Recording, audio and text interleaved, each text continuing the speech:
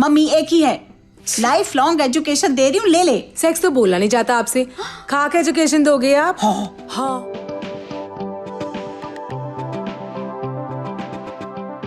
Well, hi Khushi. Thank you for joining India this morning. Ishita, thank you for having me here. Yeah, hi. So we have picked the topic of sex education. So if you could start out by explaining how it all happened to you, because at such a young age, you suddenly become a sex educator now. So what is your story? Well, Ishita, this happened about 4 or 5 years ago. And there was, after 2016, people were talking about Nirbhaya rape case. Then there was the Unnao rape case. So when the Unnao rape case happened, I just could not bear it. It was another grim news in the newspaper, in the news channels, and I just could not bear it because I constantly had this fear that me, my sister, or someone I know could be next. Now, I tried protesting for it. We went to Manti House and we tried to protest, but that did not feel as fulfilling. Right? So that's when we realized that a couple of friends at college said that we should go and educate people. At first, I was skeptical that where can I find this amount of knowledge and just go about and teach people. But they took a session and showed me. Okay. The next day, I went with them to a boys' school and took a session. I prepared at length for it and then I took a session. And those kids were able to ask me, is it okay to masturbate? Is it okay to do it often? And I was able to answer those questions. That day I realized that it is all about curiosity. And if you are able to quiet down that curiosity, if you are able to answer for those people, then perhaps we can put a stop or at least limit such crimes. But So that's where things started. But Khushi, this word curiosity is a very subjective term. Often it is used as an excuse by parents or even teachers per se to stop doing sex education things in schools and to stop adding them in the curriculum, because kids will get more curious to know about sex education. So if you could enlighten us about what all things are covered under this curriculum or so-called subject of sex education. Okay. So first of all, you're right about curiosity. See, your body will start changing the moment you hit puberty, right?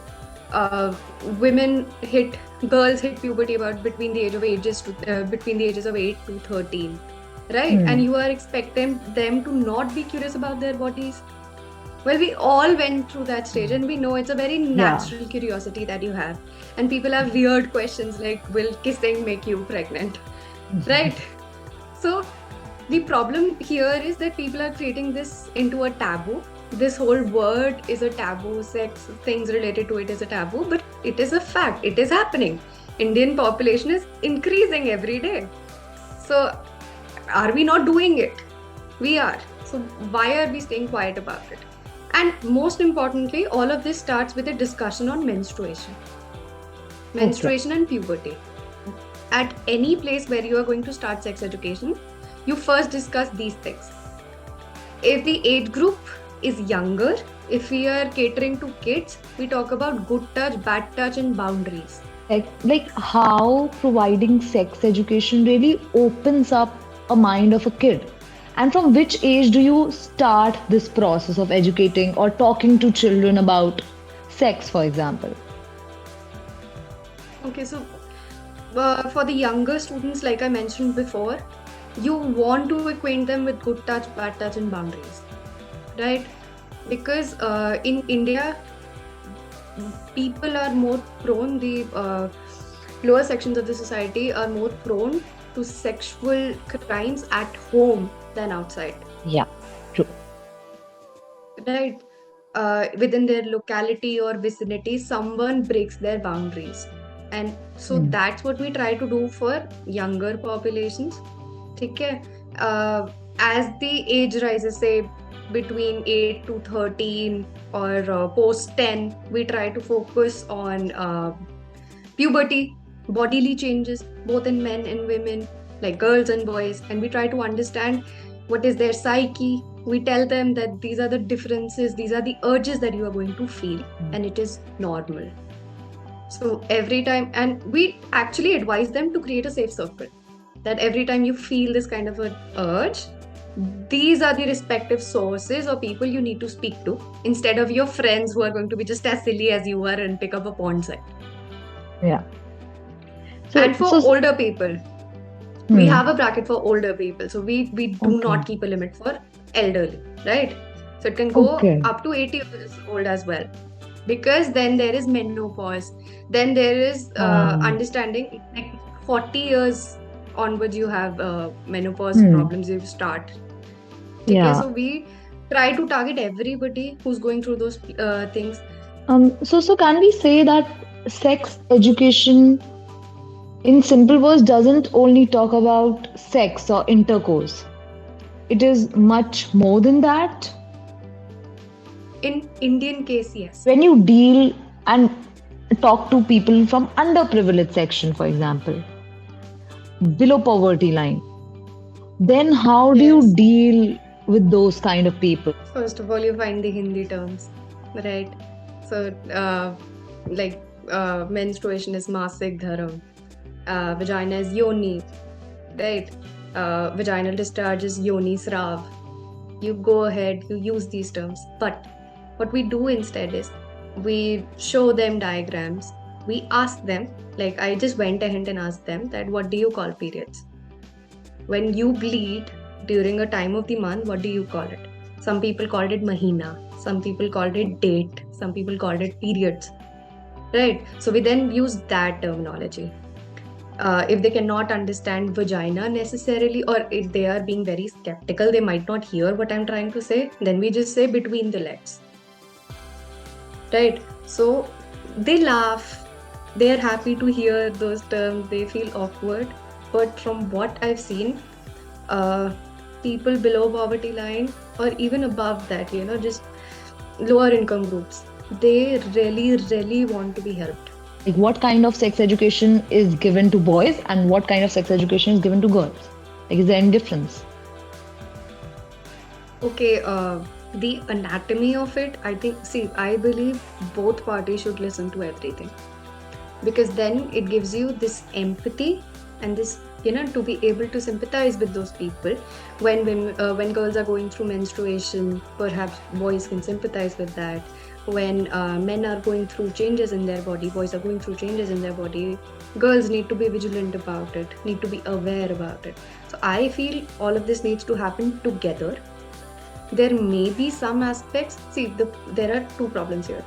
One, people are not educated about this field. There is absolutely no institution I could find to study about sex education, right? So if there are people like me who want to take initiative but do not have enough education, they're also dangerous, right? They need to teach themselves first. So number of sex educators is less in the country. Two, you make boys and girls sit together and talk about things, they're not going to open up. Especially men and women, if you make them sit together and talk about this thing, no woman, no lady is going to open up about her problems. Yeah. In fact, men too would never discuss their problems then. Yeah. Right? Like they are not going to tell me about erectile dysfunction or things like that, or maybe they are going through some discharge problems and all of those things. They're not going to open up in front of women.